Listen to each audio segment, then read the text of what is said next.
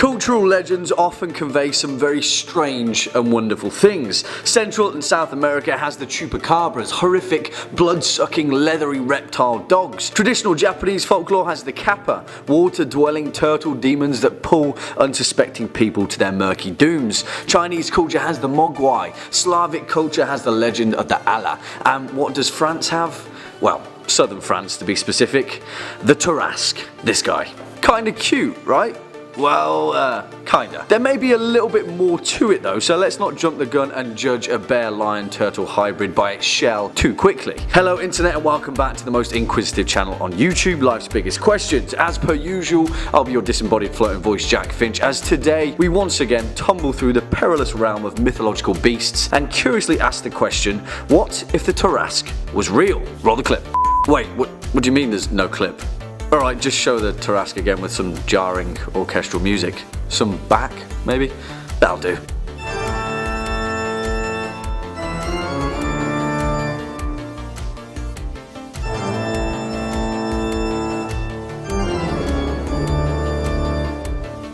Spooky, right? Now, the legend of the Tarasque is tied specifically to Provence, a highly significant cultural area in the southeast of France, rife with vibrant tales of valiant hedge knights, princesses and fierce creatures with vile intentions. But the tale of the Tarasque is a little bit different, to say the least, so let's set the scene, shall we? And let me explain just exactly why the Tarasque is very much real and always has been. The Tarasque first emerged in the story of Saint Martha, remember her because she's important. In the Golden Legend, a collection of hagiographies which is essentially the oral religious biography of a saint, first thought to be compiled sometime around 1260, although the text had been added to throughout the following centuries in medieval Europe. The Golden Legend is considered by UNESCO to be one of the masterpieces of the oral and intangible heritage of humanity, which is quite the title. As the legend goes, the Tarasque was a sort of dragon with a lion's head, which, when you think about it, is a great way to describe something. It had 6 short legs like a bear's, an ox-like body covered with a turtle shell, and a scaly tail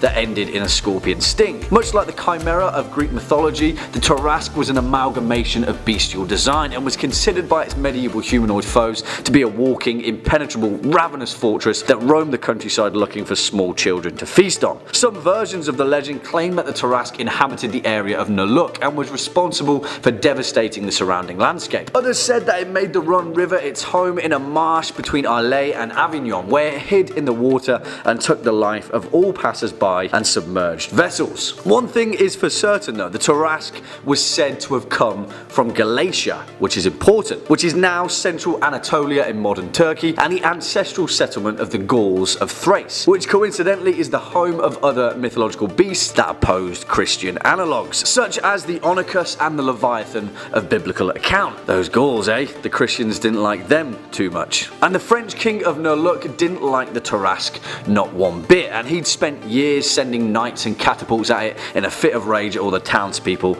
it had eaten. Enter Saint Martha, who just so happened to be the sister of Lazarus, you know, that guy who was dead and then not dead, and also best friends forever with Mary Magdalene, although they may have been the same person, or sisters, or neither of the two according to some theologians. Either way, conveniently enough, around 43 AD, the three of them had been roaming the French countryside near the city of Nuluk, and Martha was more than willing to demonstrate what everyone had been waiting for, a miracle. A direct route to her sainthood and an end to the tyrannical reign of the Tarasque, and it couldn't have come at a better time. Convenient. Although Martha's plan wasn't to defeat the Tarasque with swords and flaming pitchforks, no. Martha's weapons were her words. Do you see where I'm going with this one? Eventually, Saint Martha found the beast and charmed it with her hymns and prayers and symbol of the cross. But when she brought it back to the village of Nuluk in its subdued form, the villagers were enraged at the sight of it. They couldn't believe their eyes and tried to destroy the creature with stones and spears. They were so angry that it had killed their neighbours and their children, even their cows and goats, that they couldn't see that the Tarasque had been cleansed by Saint Martha, and the great creature fell down and died of shame for its past deeds. Whew.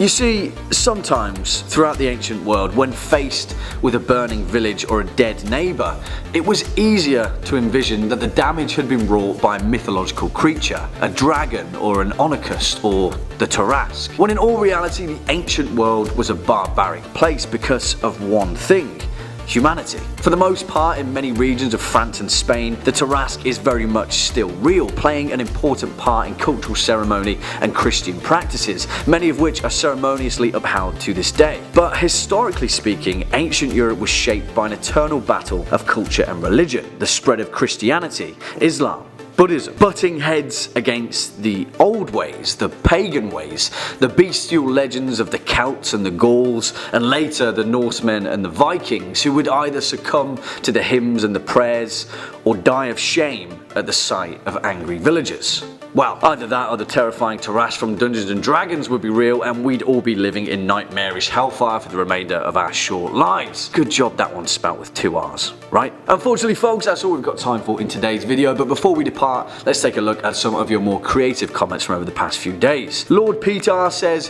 what if Jack Finch grew very long hair? And well, Lord Peter, that's a very pointless question because as we all know, disembodied floating voices don't have hair. Never mind very long hair. Shiddick says, what if LBQ reads comments that tell them they are awesome? Well Shiddick, I have a simple answer for that one. We'd say thank you and you're pretty awesome too. And finally, Jocelyn Cunningham says, what if Jack Finch was real? Well Jocelyn, if I wasn't real, then I wouldn't have to answer this question and you wouldn't have been able to ask it. So I guess we'll just leave that paradox there, shall we? Cheers for sticking around all the way to the end guys. If you're a fan of this video, obscure French myths, or just life's biggest questions in general, then please be a dear and hit that thumbs up button as well as that subscribe bell so you can stay up to date with our latest and greatest uploads. Also make sure to speak your mind in the comment box down below because if you don't, who will? As always, I've been your disembodied floating voice Jack Finch. You've been watching Life's Biggest Questions and until next time, you take it easy.